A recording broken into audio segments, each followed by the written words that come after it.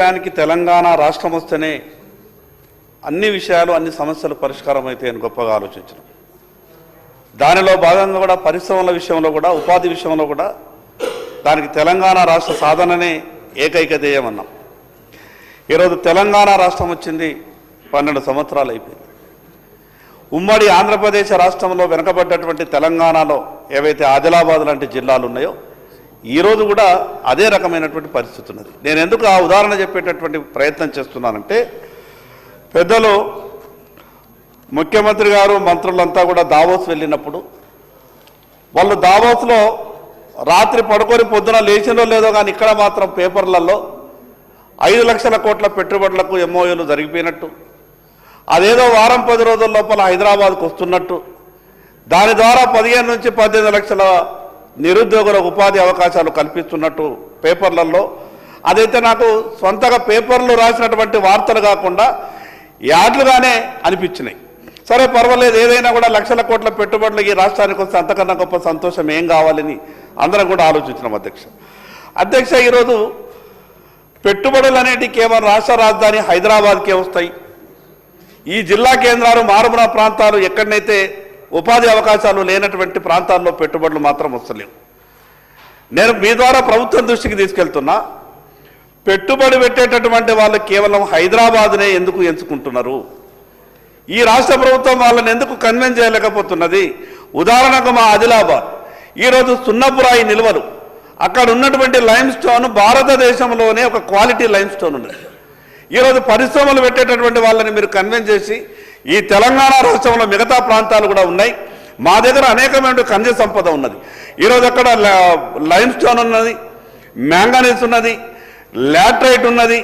ఈ రకంగా దాదాపు 15 నుంచి 16 రకాల ఖనిజ సంపద ఈరోజు ఆదిలాబాద్ జిల్లాలో ఉన్నప్పటికీ, అదేవిధంగా మిగతా ఖమ్మం జిల్లాలో ఉన్నప్పటికీ వెనుకబడ్డటువంటి ప్రాంతాలకు ఈ ప్రభుత్వం పెట్టుబడులు చూపించడంలో విఫలమైనట్టు అనిపిస్తూ ఉన్నది. అధ్యక్ష ఇంకో విషయం, ఇప్పుడు ప్రోత్సాహకాలు ఏదైనా కానీ పెట్టుబడి పెట్టేటటువంటి వాళ్లకు ఏ రాష్ట్ర ప్రభుత్వం ఏ రకంగా వాళ్లకు ప్రోత్సాహిస్తే ఆ రకంగా ఆ రాష్ట్ర ప్రభుత్వాలకు ఆకర్షితులై పెట్టుబడిదారులు అక్కడికి వెళ్తూ ఉన్నారు. ఈ తెలంగాణ రాష్ట్రంలో 2014-15లో ఏవైతే పరిశ్రమలకు ప్రోత్సాహకాలు ఉంటాయో 2014-15లో ఇచ్చారు. దాని తర్వాత 2025-26 ఈరోజు కూడా ఇప్పటికి కూడా ఇంకా మరి వాళ్ళకి ఇవ్వాల్సినటువంటి వాళ్ళకి ఇచ్చేటి ఏమో 1000 కోట్ల రూపాయలు ఉంటే బడ్జెట్లో 100 కోట్ల రూపాయలు మీరు కేటాయిస్తున్నారు. నేనేమంటున్నానంటే వాళ్ళు చేసే పని వాళ్ళు చేస్తలేరు, మనం చేసేటటువంటి మనం చేస్తలేము. మీ ద్వారా ప్రభుత్వానికి నేను విజ్ఞప్తి చేస్తా ఉన్నాను అధ్యక్ష, ప్రత్యేకంగా నా ఆదిలాబాద్కు సంబంధించిన సిమెంట్ ఫ్యాక్టరీని కేంద్ర ప్రభుత్వం రాష్ట్ర ప్రభుత్వానికి ఇవ్వడానికి సిద్ధంగా ఉన్నది. నేనేమంటే పెద్ద ఖర్చు లేదు. ఈరోజు కేంద్ర ప్రభుత్వం మీకే దాన్ని విడిచిపెట్టి మీరు ఏ రకంగా తిరిగి కేంద్ర ప్రభుత్వానికి డబ్బు కడతారో దాన్ని ఒక వాల్యూ డిసైడ్ చేసి కేంద్ర ప్రభుత్వం ఆ రకమైనటువంటి వెసులుబాటు మనకి ఇవ్వడానికి సిద్ధంగా ఉన్నది. కాబట్టి ఆ యొక్క పరిశ్రమని రాష్ట్ర ప్రభుత్వం తీసుకుంటే అక్కడ పరిశ్రమ పునఃప్రారంభమైతే వెనకబడినటువంటి ఆదిలాబాద్లో వేలాది మందికి ఉపాధి అవకాశాలు దొరికేటటువంటి అవకాశం ఉంటుంది. ఇంకొక ప్రశ్న అధ్యక్ష, ఈ రాష్ట్రంలో పరిశ్రమలకు భూములు ఇవ్వడానికి ఈ తెలంగాణ రాష్ట్రంలో ఎన్ని భూములు ఉన్నాయి? అవి రాష్ట్ర రాజధానికి ఆనుకొని ఎన్నున్నాయి? జిల్లా కేంద్రాలలో ఎన్నున్నాయి? ఈ విషయం చెప్పవలసిందిగా మీ ద్వారా మంత్రి గారికి విజ్ఞప్తి చేస్తా ఉన్నాను.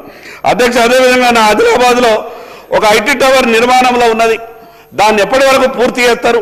ఆ ఐటీ టవర్ పూర్తయి దాన్ని ప్రారంభం చేస్తే అక్కడ ఎన్ని ఉద్యోగాల కల్పనకు ప్రభుత్వం చర్యలు తీసుకున్నదో మంత్రి గారు జవాబు చెప్పాల్సిందిగా మీ ద్వారా విజ్ఞప్తి చేస్తున్నాం. Thank you. శ్రీ ధన్పాల్ సూర్యనారాయణ గారు. హరీష్ రావు గారు. స్పీకర్ సార్, ఆనాడు